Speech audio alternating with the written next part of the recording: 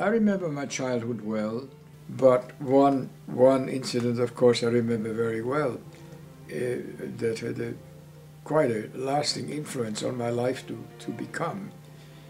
There, there was only one movie theater in town. It wasn't a movie theater.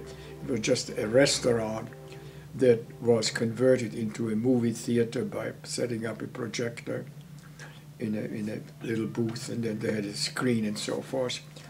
And it was strictly forbidden for us to go to a movie, see any kind of a movie, because they thought it would be very bad. And I happened to know the projectionist who ran the film, and he invited me to come up into his booth and look at the projection, and I was absolutely flabbergasted and astounded. I thought it was the most incredible thing. So in any case, was my first encounter with movies, and it obviously made a very deep impression on me. It's the same thing happened when I saw my first skier.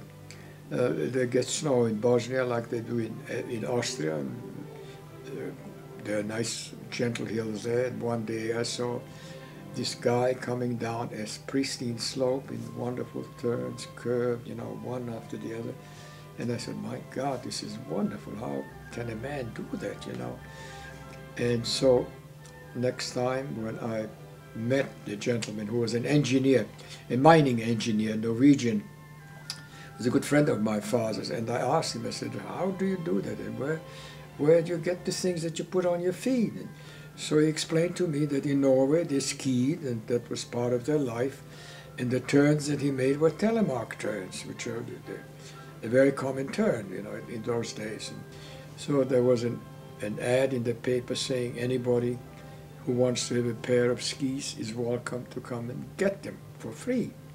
So I said, oh, gee, that's finally I'm getting a pair of skis for free, So I went there with some of my buddies, and we got lined up and got our skis, and my God, they gave us these skis, and they were about 235 long, and they had these bilgery bindings, which was one of the first bindings that, tied the boot solidly to the ski. So we got all those skis. Of course, we couldn't turn. It was impossible. Little fellows like that trying to turn them. And in desperation, we said, well, I tell you what, why don't we just start jumping? We build a little ski jump. We don't have to turn, So we improvised, built a little ski jump, and I jumped, came down to a stop, was wonderful. So that way I started to learn to ski. There was no ski school operating at Mount Rainier, nothing.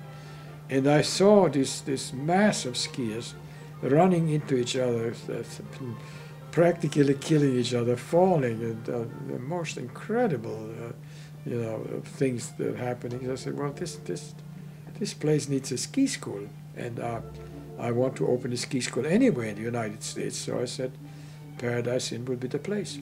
The only thing is this.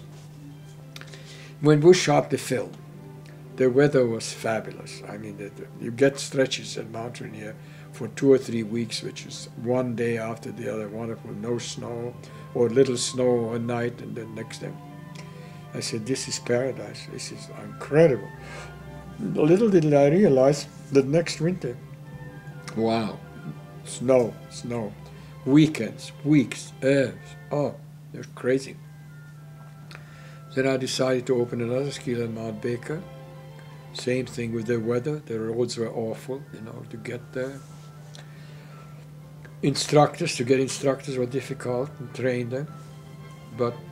And then the third winter I opened a ski school at Mount Hood, which was beautiful because they had a gorgeous lodge, and they had facilities and amenities like a European mountain hotel.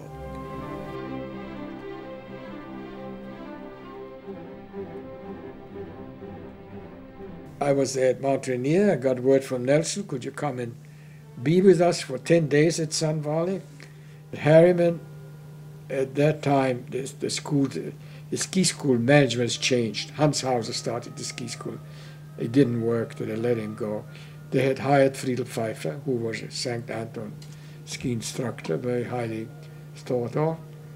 And he ran the Sun Valley Ski School, and Harriman went to him and said, Friedel, why the hell do we have to get Otto here? Why don't you hire him? Tell him come teach with you, be your co-director.